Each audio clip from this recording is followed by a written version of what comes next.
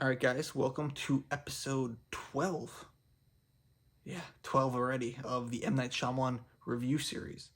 This is Glass from 2019. So, this is the final chapter of the Unbreakable Split trilogy. And going into this film, I didn't know what was going to happen. I didn't know how this was going to conclude. I heard some very poor things about this movie. So, I was going in with very modest expectations. Even though I liked Unbreakable and I love Split, I didn't know how he was going to combine the two movies for this last chapter. I very much liked all the characters. I thought all the characters are great. They brought back characters from Unbreakable, from Split, and I thought they were all utilized very well for the most part. I think Barry, Kevin, the Beast was probably still the best. I don't know. The Beast and Glass are two great characters that Shyamalan created, and they continue to excel in this film.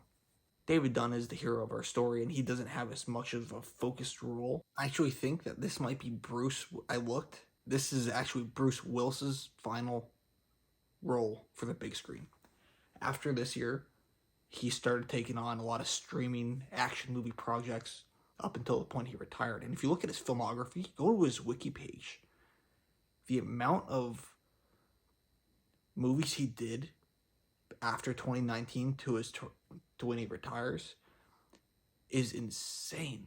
Just I didn't realize he was in that many movies. It was like 20 films, maybe even more. I didn't. I was just going through. I'm like, holy mackerel! None of these are big budget studio movies. These are all streaming service movies.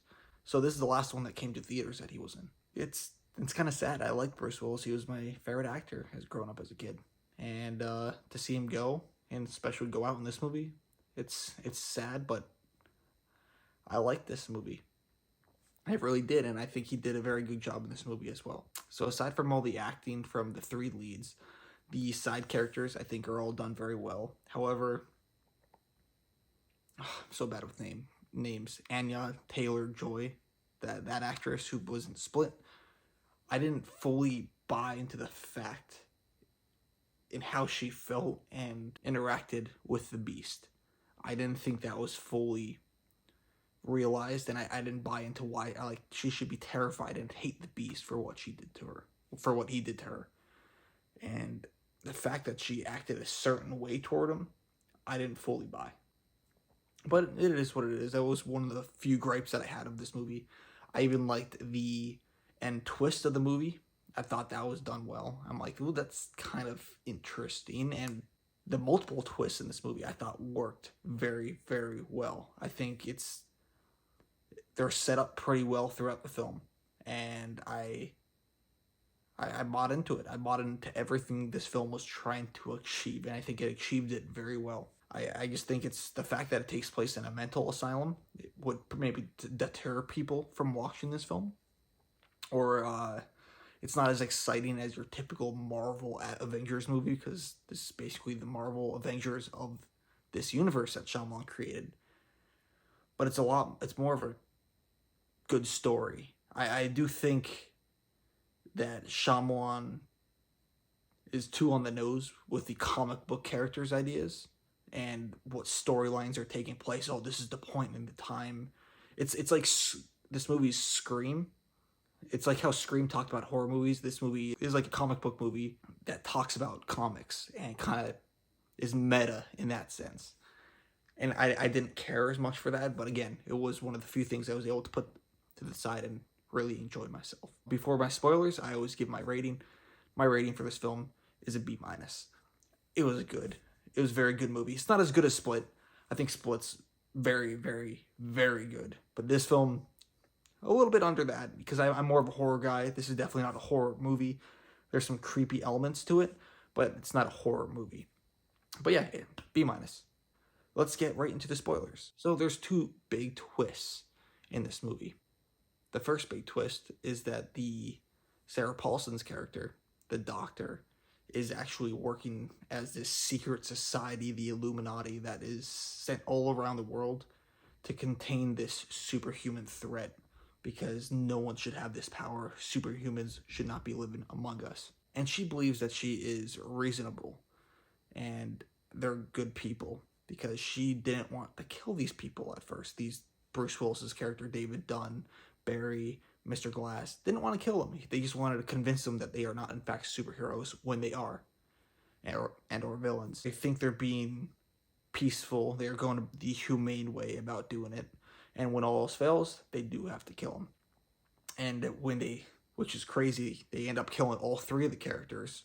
I did not see that coming whatsoever. I thought David Dunn was going to live. I thought they were all going to live. I honestly didn't know where Shyamalan was going to go with this story. And the fact that he killed all three of them off was brutal. Was brutal. I thought that was a really neat idea to cap off the trilogy. And then, but I felt like there was something missing of that. And then Shyamalan hits us again with another curveball. Mr. Glass had a plan all along to reveal the superhumans to everyone. He secretly recorded and got cameras set up all around the hospital and recorded it and live streamed it to a private source.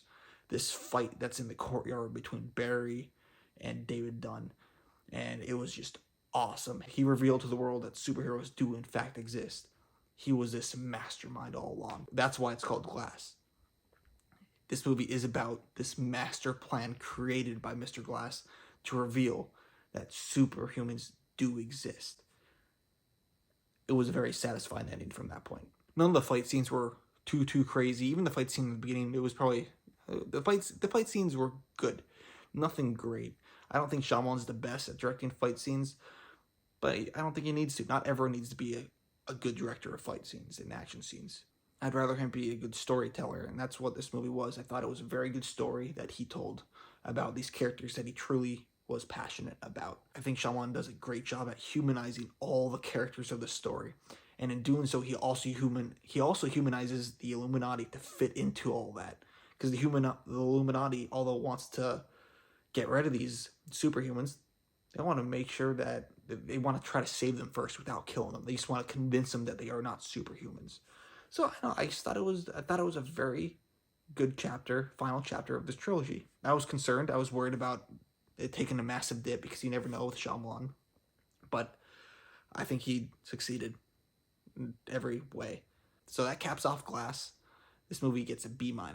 The next movie, episode 13 in this M. Night Shyamalan review series, is Old. Old is the last movie he came out with before Knock at the Cabin. We'll get into that next time.